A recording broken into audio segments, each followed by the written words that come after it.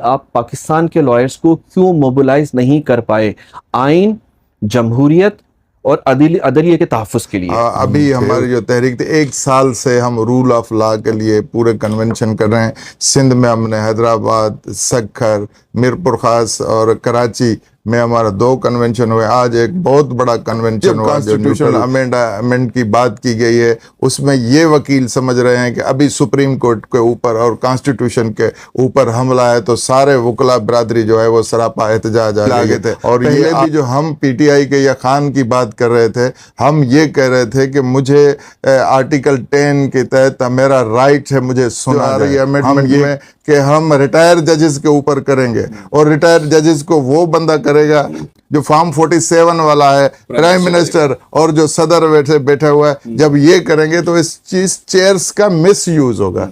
अस्सलाम वालेकुम व्यूअर्स, मैं हूं एज यूजुअल आपका host Imran Siddiqui and welcome to friends TV.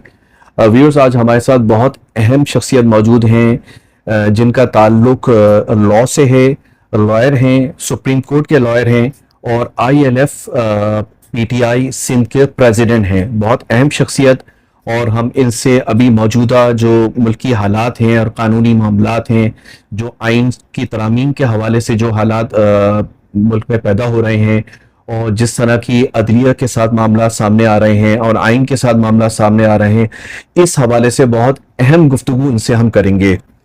तो प्लीज आप हमारे साथ बिल्कुल इंगेज रहिएगा, कहीं नहीं जाइएगा। मेरा नाम अब्दुल वहाब बलोच है।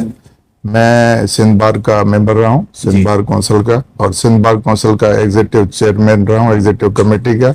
उससे पहले मैं सुप्रीम कोर्ट में 2 बार एग्जीक्यूटिव मेंबर होते हैं हमारे, मैं 2 बार वो मेंबर रहा हूँ, 2012-13 में, 13-14 में, और डिप्टी अटार्नी जनरल पाकिस्तान रहा हूँ PTI की हुकूमत में। अभी मैं सिंध में ILF का प्रेसिडेंट हूँ, ILF सिंध का, और मैं COC का मेंबर भी हूँ मरकज में इसका ILF का।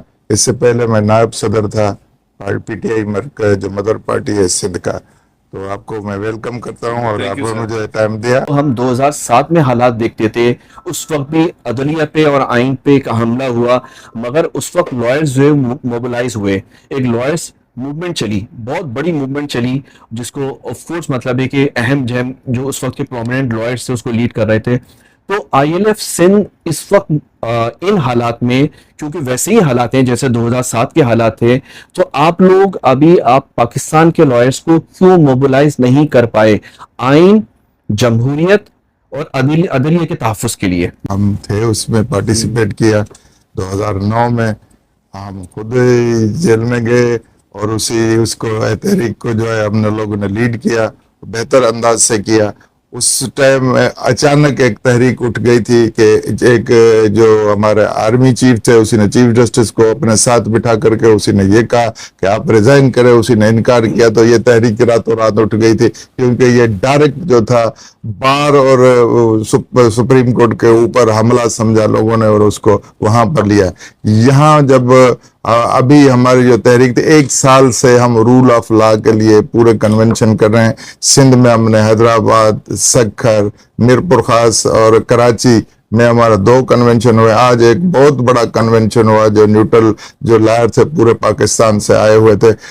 अभी जब ये वकील समझ रहे हैं, जो पहले वो समझ रहे थे कि ये शायद हम PTI वाले अपने मुफाद के लिए ये कह रहे हैं कि वकील रोडों पर आए रूल ऑफ लॉ के लिए, अभी जब कॉन्स्टिट्यूशनल अमेंडमेंट की बात की गई है, उसमें ये वकील समझ रहे हैं कि अभी सुप्रीम कोर्ट के ऊपर और कॉन्स्टिट्यूशन के ऊपर हमला है तो सारे वकला बरादरी जो है वो सरापा एहतजाज आ गई है। और ये आज रेजोल्यूशन में डिसाइड हुआ है कि हम उस तहरीक को चलाएंगे। उसमें चारों सूबे और इस्लामाबाद 5वीं शामिल होगी, उसमें पाकिस्तान बार कौंसिल सब होंगे।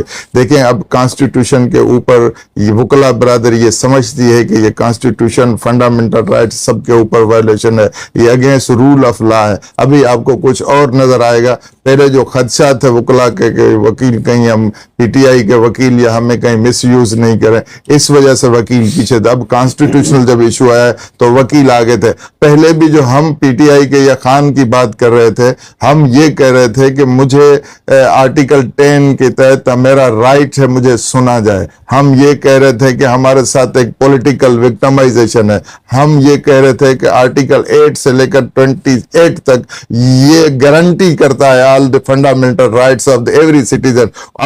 अभी हमारे वो जब ये राइट है, मेरी पॉलिटिकल विक्टिमाइजेशन ना हो, मुझे फेयर ट्रायल का राइट हो, मेरे ऊपर झूठे केसेस न बनाया जाए, हम उस चीज को आवाज बनाते रहे थे कि रूल ऑफ लॉ और इंडिपेंडेंट और जुडिशरी से हम ये मांग रहे थे कि आजादाना फैसले करें। हम तो रोडों पर पहले थे ही भी, अब जब वकला बरादरी खुद देख रही है कि जब एक फेडरल कॉन्स्टिट्यूशनल कोर्ट बनेगा, एक सुप्रीम कोर्ट है, एक हाई कोर्ट है, फिर प्रोविंशियल वो जो कॉन्स्टिट्यूशनल कोर्ट बनेगी, उसमें हमारा जो फंडामेंटल राइट्स हैं गारंटीड हैं, आर्टिकल 8 to 28, उसको जो है उसकी इन्फ्रिंज होगी, उसकी कंट्राडिक्शन आएगी, उसको वायलेट किया जाएगा। तो ये समझ रहे हैं कि हमारे जब पावर्स हाई कोर्ट के 199 के कर्टेल हो जाएंगे और सुप्रीम कोर्ट के 183, 184, 185 के पावर्स जब कर्टेल हो जाएंगे, तो जो ये सुप्रीम कोर्ट है, ये जो हाई कोर्ट्स हैं, ये एक सिविल कोर्ट की मानद हो जाएंगी, तो कॉन्स्टिट्यूशनल फैसले करेंगे। क्या करेंगे? दूसरी बात जो आ रही है अमेंडमेंट में कि हम रिटायर्ड जजेस के ऊपर करेंगे, और रिटायर्ड जजेस को वो बंदा करेगा जो फॉर्म 47 वाला है, प्राइम मिनिस्टर और जो सदर बैठा हुआ है। जब ये करेंगे तो इस चीज चेयर्स का मिसयूज होगा, मिसयूज होगा।